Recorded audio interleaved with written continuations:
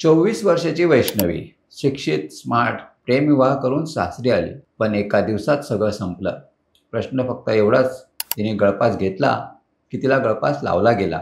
जिचं लग्न थाटात झालं, तिचं आयुष्य एवढं बेगडी ठरेल याची कल्पना कुणीही केली नसेल. शवविच्छेदन अहवालात मारहाणीच्या खुणा, ऑडिओ क्लिपमध्ये सासरचं भयान चित्र आणि राजकीय नेत्याचा मुलगा संशयाच्या भोवऱ्यात. पुण्यात पिंपरीतील राष्ट्रवादी काँग्रेसचे नेते राजेंद्र हगवणे यांच्या सुनेच्या आत्महत्येप्रकरणी धक्कादायक सत्य समोर येत आहे. वैष्णवी हगवणे हिनं आत्महत्या केली नसून तिची हत्या झाल्याचा आरोप तिच्या कुटुंबियांनी केला. आता या प्रकरणात अनेक नवे खुलासे होत असून वैष्णवीच्या काही कथित ऑडिओ क्लिप्समधून तिच्या आयुष्यातील भयान वास्तव्यावर प्रकाश पडत आहे. शवविच्छेदन अहवालात मारहाणीच्या खुणा आढळल्यानं सारा महाराष्ट्र सुन्न झालाय. नेमका काय आहे हा प्रकार? पोलिसांनी काय सांगितलं?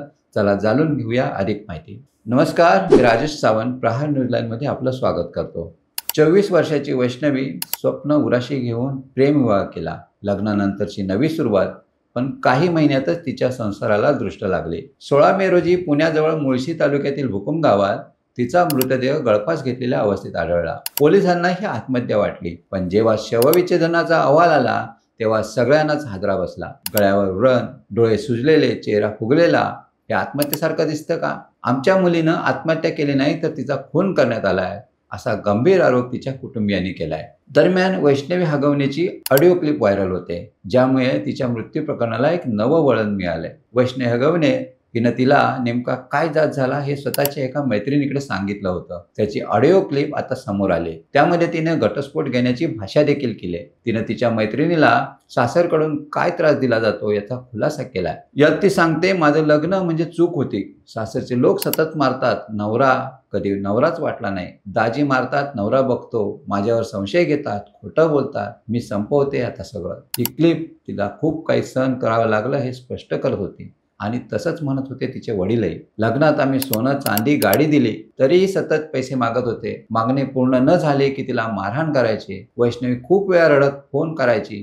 शेवटी एक दिवस ती कायमची गप्प झाली. दरम्यान या प्रकरणात प्रमुख आरोपी असलेले सासरे राजेंद्र हगवणे हे सत्ताधारी राष्ट्रवादी काँग्रेसशी संबंधित असल्याच्या बातम्या समोर आल्या होत्या. मात्र पक्षाचे प्रदेशाध्यक्ष सुनील तटकरे यांनी हगवणे कुटुंबाचा राष्ट्रवादीशी काही संबंध नाही असं जाहीर केलंय. प्रत्यक्षात हगवणे कोणत्याही पदावर नसल्याचं ते म्हणाले. मात्र त्याच वेळी महिला आयोगाकडून हगवणे यांचा मुलगा हा पदाधिकारी असल्याचं सांगण्यात आलंय. दरम्यान वैष्णवीच्या मृत्यू प्रकरणी सासरच्या चौघांवर गुन्हा दाखल झाला असून 3 आरोपी पोलीस कोठडीत आहेत. सासरे राजेंद्र हगवणे मात्र अजूनही फरार आहेत. इतकंच नाही तर वैष्णवीचा अवघ्या 9 महिन्यांचा मुलगा आजही वडिलांच्या ताब्यात असून नातवाला मिळवण्यासाठी गेलेल्या वैष्णवीच्या वडिलांना पिस्तूल दाखवून धमकावल्याचा गंभीर आरोपही झालाय. आठवडा उलटल्यानंतरही मुलाचा ताबा मिळालेला नव्हता. अखेर राज्य महिला आयोगाने निर्देश दिल्यानंतर आज मुलाचा ताबा वैष्णवीच्या आईवडिलांकडे देण्यात आलाय. प्रेमविवाहात 51 तोळे सोनं, फॉर्च्युनर गाडी, चांदीची भांडी इत्यादी देऊनही तिच्यावर 2 कोटीच्या जमिनीसाठी तगादा लावण्यात आला आणि शेवटी संशय, छळ आणि अपमान करत तिचं आयुष्य संपवण्यात आलं. पोलिसांनी या प्रकरणात पती शशांक हगवणे, सासू लता आणि नंदन करिश्मा यांना अटक केली. सासरे राजेंद्र हगवणे आणि दीर सुशील हगवणे हे फरार आहेत. पोलिसांचं म्हणणं आहे की आमच्याकडे पुरावे आहेत, मृत्यूपूर्वी मारहाण झाली होती, आरोप गंभीर आहेत, आमचा तपास सुरू आहे.